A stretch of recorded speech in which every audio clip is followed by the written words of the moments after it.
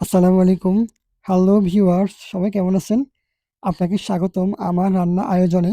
তো ভিউয়ার্স, আজকে আমি মসুর ডাল এবং একটা আলু দিয়ে খুবই সহজ এবং সুন্দর রেসিপি দেখানোর চেষ্টা করব ইনশাআল্লাহ। তো ভিউয়ার্স, রেসিপিটা করার জন্য আমি এখানে ২ টা পেঁয়াজ, কয়েকটা কাঁচামরিচ, ১ টি টমেটো, এখানে আমি কয়েকটি কাঁচামরিচ, রসুনের কোড়া এবং একটা পেঁয়াজকে খুব সুন্দর করে বেটে নিয়েছি। এখানে ৩ টা এলাচ, ৩ টা তেজপাতা, কুচি করা ধনিয়া পাতা, কুচি করা আলু। আলুটা খুব সুন্দর করে কাটবেন যাতে করে খুব চিকনও না হয়, মোটাও না হয়। এ পর্যায়ে আমি নিয়ে নিলাম ২৫০ গ্রামের মতো মসুর ডাল। আমি ডালটা ২০ মিনিট আগে ভিজিয়ে রাখলাম যাতে করে খুব সুন্দর করে নরম হয়ে যায়। ভিউয়ার্স, এখন আমি যেটা নিব সেটা হচ্ছে সরিষার তেল। অবশ্যই সরিষার তেল দিবেন এই রান্নায়। তো ভিউয়ার্স, দেখেন আমি সবগুলো উপকরণ খুব সুন্দর করে সাজিয়ে নিলাম। ইনশাআল্লাহ সাথে থাকবেন। ভিউয়ার্স, তারপর একটা পাতিল নিয়ে নিলাম। এখন পাতিলের মধ্যে আমি বিসমিল্লাহ বলে ভিজিয়ে রাখা ডালগুলো দিয়ে দিব। তারপর ডালের মধ্যে কেটে রাখা পেঁয়াজ কুচিগুলো দিয়ে দিব, কাঁচামরিচ কুচি দিয়ে দিব, কেটে রাখা টমেটোগুলো দিয়ে দিব। তারপর এলাচি, ৩ টা এলাচি, ৩ টা তেজপাতা, বেটে রাখা একসাথে করা পেঁয়াজ, কাঁচামরিচ, রসুনগুলো দিয়ে দিব, কেটে রাখা আলুগুলো দিয়ে দিব এবং সামান্য পরিমাণে কেটে রাখা ধনিয়া পাতাগুলো দিয়ে দিব ফ্লেভারের জন্য। ভিউয়ার্স, এখন দিয়ে দিব পরিমাণ মতো হলুদের গুঁড়া, সামান্য পরিমাণ মরিচের গুঁড়া ফ্লেভারের জন্য, কালারের জন্য। ভিউয়ার্স, এখন দিয়ে দিব পরিমাণ মতো এলাচ গুঁড়া, রান্নায় আলাদা একটা স্বাদ আনার জন্য, ফ্লেভার আনার জন্য। দিয়ে দিব পরিমাণ মতো লবণ। তারপর যেটা দিব সেটা হচ্ছে পরিমাণ মতো সরিষার তেল। আপনি সরিষার তেল দিয়ে রান্নায় আলাদা একটা ঘ্রাণ থাকবে। তারপর দিয়ে দিবেন পরিমাণ মতো সামান্য পরিমাণ সয়াবিন তেল। হ্যাঁ দর্শক, আপনি এখানে ২ টা তেলই ইউজ করবেন যাতে করে রান্নায় একটা আলাদা স্বাদ আসে এবং সবগুলো উপকরণ খুব ভালো করে হাত দিয়ে কষলিয়ে, কষলিয়ে মেখে নিবেন যাতে করে সবগুলো মসলা একসাথে মিক্স হয়ে যায়। তারপর বিসমিল্লাহ বলে আমি চুলাটা অন করে দিলাম এবং পাতিলটা চুলায় বসিয়ে দিলাম।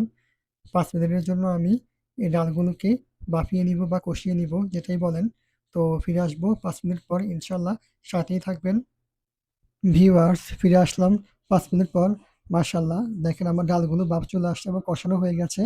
মাশাআল্লাহ, দেখেন কত সুন্দর কালার, সুন্দর একটা ফ্লেভার রান্না জুড়ে, জুড়ে ছড়িয়ে গেছে। তো দর্শক, আমি ডালটা খুব সুন্দর করে নেড়ে দিব এবং চেখে দেখব ডালগুলো নরম হয়েছে কিনা। দেখেন মাশাআল্লাহ কত সুন্দর হয়েছে। ভিউয়ার্স, এখন আমি দিয়ে দিব পরিমাণ মতো পানি। এখানে আমি গরম পানি ব্যবহার করলাম। জেনে রাখা ভালো, আপনি সব ধরনের রান্নায় ঝোলের পানি বলেন বা কষানোর পানি, সেটা গরম পানি দেওয়ার ট্রাই করবেন। এতে হবে কি আপনার রান্নার আলাদা একটা স্বাদ থাকবে এবং রান্নার গুণগত মান ঠিক থাকবে। এখন আমি সবগুলো মসলা ভালো করে নেড়ে মিক্স করে নিলাম এবং ঢাকনা দিয়ে ঢেকে দিলাম ৫ মিনিটের জন্য। ফিরে আসবো ৫ মিনিট পরে ইনশাআল্লাহ। ভিউয়ার্স, ফিরে আসলাম ৫ মিনিট পর। আলহামদুলিল্লাহ, আমার রান্নাটা প্রায় হয়ে গেছে। এখন আমি এখানে ৩ টা কাঁচামরিচ দিয়ে দিব যাতে করে কাঁচামরিচের সুন্দর একটা ঘ্রাণ পুরো রান্নায় ছড়িয়ে যায়। এখানে আমি ডালে বাগার দেওয়ার জন্য একটা কড়াইতে তেল দিয়ে দিলাম এবং ছোট্ট একটা পেঁয়াজ, কয়েকটা রসুনের কোড়া আমি কেটে নিলাম। সবগুলো একসাথে মিক্স করে আমি লাল, লাল করে ভেজে নিব এবং দিয়ে দিব ৩-৪ টা শুকনা মরিচ। ভিউয়ার্স, আপনি শুকনা মরিচটা ডালে সবসময় দিবেন। সেটা হোক মসুর ডাল বা বুটের ডাল।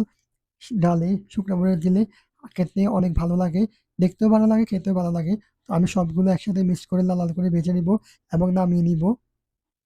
ভিউয়ার্স, এখন আমি ডালের মধ্যে বাগারটা দিয়ে দিব এবং চামচ দিয়ে ভালো করে মিক্স করে নিব। এখন ঢেকে দিব ১ মিনিটের জন্য।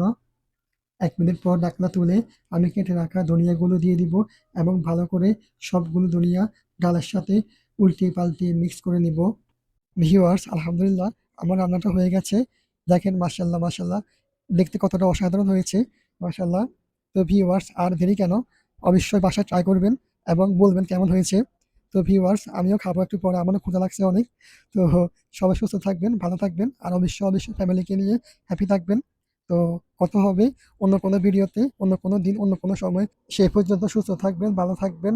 আল্লাহ হাফেজ। আসসালামু আলাইকুম।